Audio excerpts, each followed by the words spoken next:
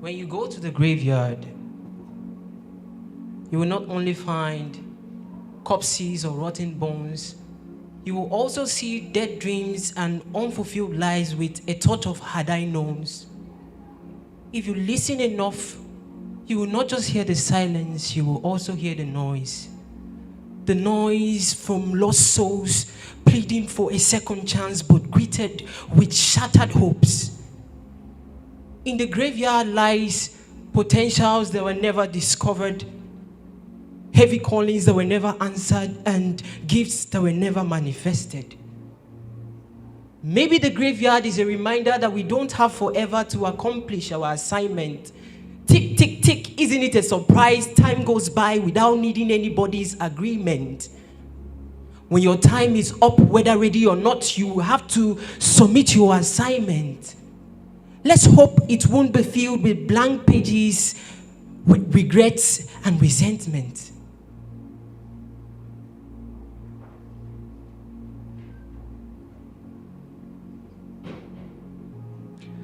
This calls for a sober reflection. Everyone must ask him or herself some important questions. What are you doing about God's purpose over your life? Are you really aware that you've been called to be co-heirs with Christ? Do you know that you are not ordinary, that you've been empowered to do the extraordinary? Matthew 9 verse 37, the harvest truly is plenteous, but the laborers are few. There's an alarm in the spirit, a cry in the heart of the Father for his sons and daughters to rise and take their place. For if the people who are called by his name will humble themselves and pray, then he will hear their prayers, heal their land, and take away their pains.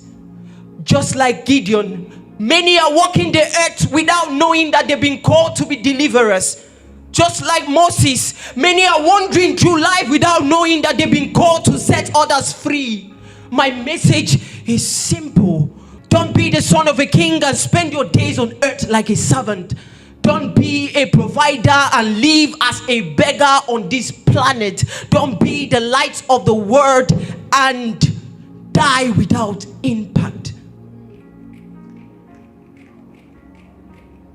God is calling each and every one of us. Who are the called?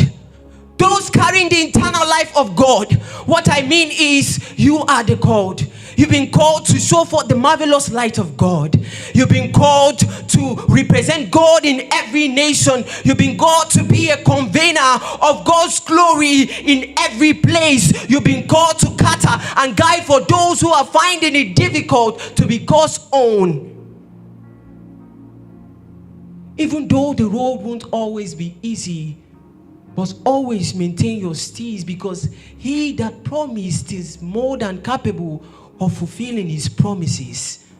Sometimes trusting God means going through the shadow and valley of death with no idea of what to do, but having hope that he that knew you before you were born will never leave you stranded on the road.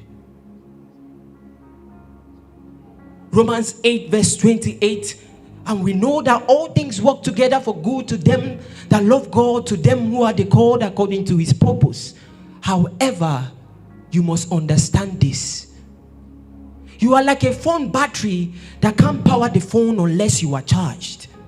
You are like a bulb that can't give light to the house unless current is passed. You are like a tank that can't give water to the thirsty unless you are filled. You are like a pen that can't write meaning into the word unless you have ink. You are the salt of the earth.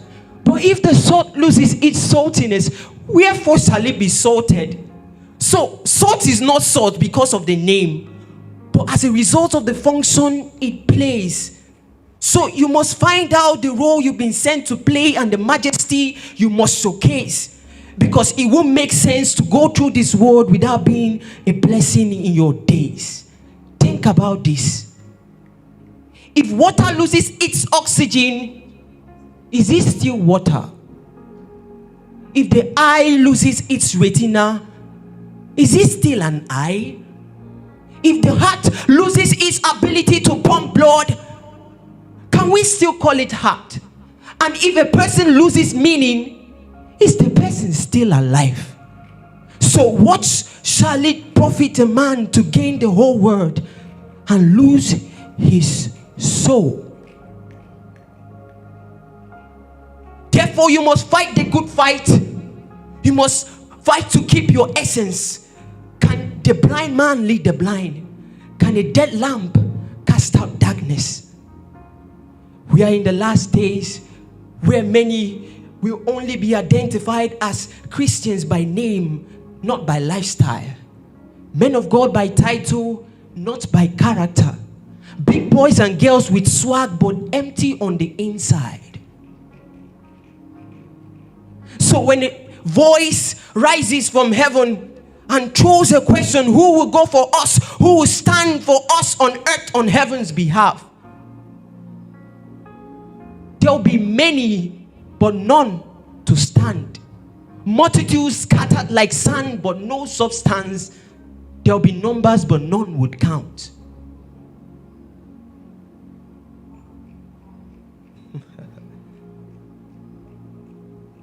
Because dead bones can't go for war. Can an empty gun shoot bullet? Can a blood knife be used in battle? How is your life? Can God trust you to represent him? How are you carrying out the assignment of Elohim? Because on the last day, without makeup, you will stand before the Ancient of Days, and he will ask you on earth, how did you spend your days?